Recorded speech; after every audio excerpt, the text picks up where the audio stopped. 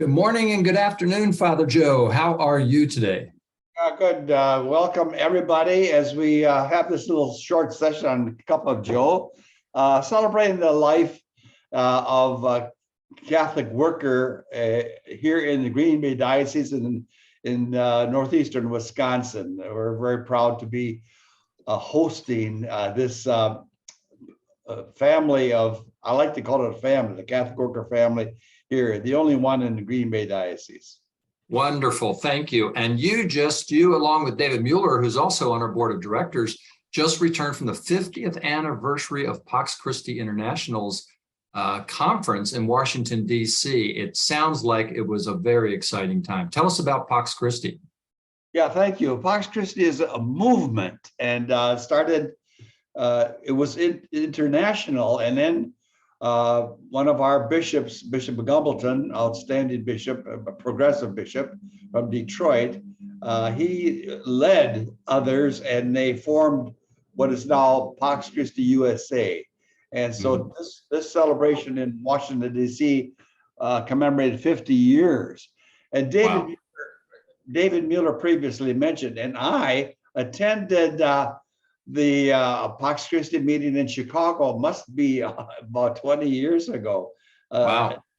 An unforgettable event, the people we met there and the things that happened there. And now here in Washington, we had about 350 participants, and it was a very full schedule with a lot of excitement and activity and a lot of influence, I believe, from a movement that touches the life of the church and our nation. Wow. So what is Pax Christi? What's their mission? What's their purpose of that movement? Its main theme is nonviolence, anti-war. And so the presentations, particularly by the leadership of Bishop Wester from Santa Fe, was against nuclear weapons.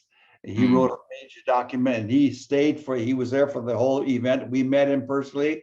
We had a picture taken with him, and he's a giant among the bishops in speaking out against nuclear weapons.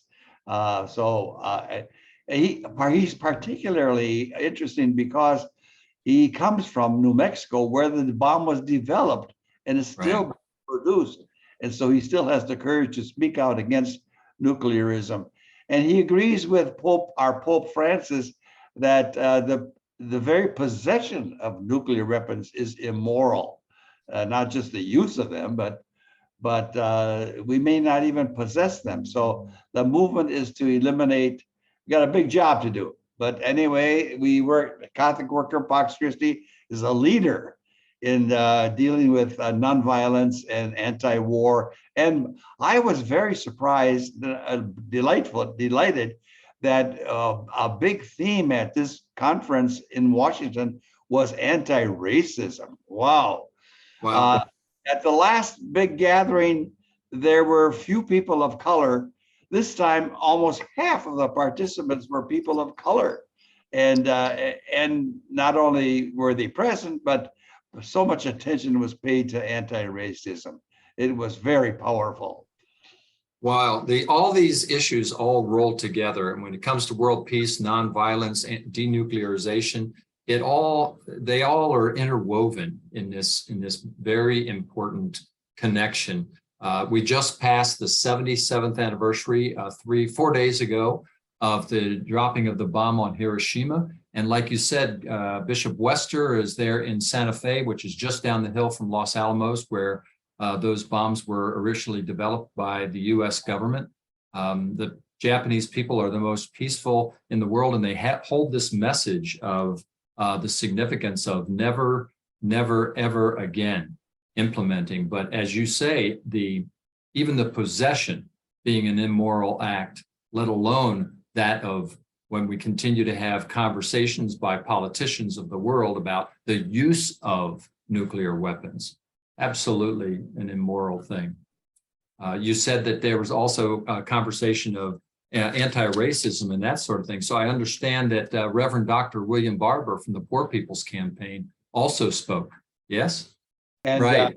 yes, he was there, and he spoke about climate breakdown.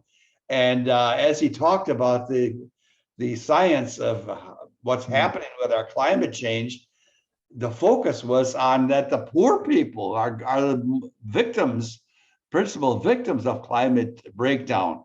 And so that was his theme, and really is heartbreaking to see. Jesus said, the poor you have you will always have among you, and your mission is to serve the poor. And Jesus himself became poor. That's what we have to be. That's our passion, to keep our mind and our eyes on the needs of the poor in our midst. That's what Catholic Worker does, and that's what Pax Christi does. Yeah, it's very important, and Pax Christi doing that, these marginalized communities in the United States and all over the world, in most cases, don't have an opportunity to speak for themselves. Not that those of us that are as privileged as we are speak for them, but rather the importance, and the Poor People Campaign does that when it comes to environmental justice and racial justice and climate justice.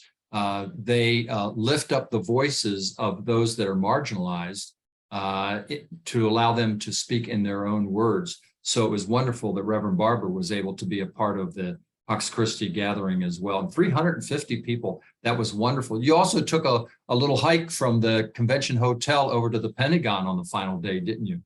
I'm glad you mentioned that, Bob, because yes, that was our final act.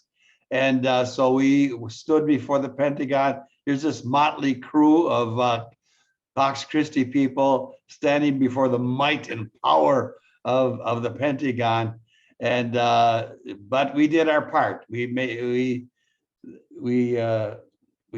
just left our message of anti-war, and the Pentagon, which supplies weapons and war making in the name of protecting our country. It's time that we take another route. And so we made our mark, and I don't know if it's going to make any big news, but it was very important for us to see the Pentagon, to stand there and to offer our prayers for peace. No more war. War is not the answer. Yeah, thank you. I'm so glad you did that. Sometimes we ask ourselves, does that group of people going to a Pentagon that day make a difference? And we believe, of course, that the energy of that, the prayer and energy of that, is that which is speaking to the universe, to God, source, whatever name people give to that which is greater than all of us. And it's very significant. It could have been Jesus and some of his colleagues standing before the authorities of that time were just doing the exact same thing today in bringing peace and love to the conversation and insisting on that being the matrix we look through. Yeah, thank you, Bob. This was a very important event, and maybe in a future Cup of Joes we can get into a little bit more detail, specifics about what was paid attention to during that powerful conference in Washington, D.C. Wonderful. Let's do that. You get out your notes from some of the individual speakers, and we'll cover that in some of the future Cup of Joes. It's been great to just catch up with you after you made it back safely from Washington, D.C. to little old Omro, Wisconsin. And want to let everyone know that we have something really special coming up on September 24th at the Father Carr's place to be in Oshkosh. We're going to be celebrating Father Joe's, we'll call it the piano anniversary. 88 years, like 88 keys, 88 years of a fine-tuned life. So you can go to the Casa Esther website or Facebook page to learn more details about that. Looking forward to you being a part of, as Father Joe said, the Casa Esther Catholic Worker family for an afternoon on September 24th. So have a great day, Father Joe. Wonderful to be with you again. Glad you're home safely. Blessings to all. Thank you. May peace prevail on earth.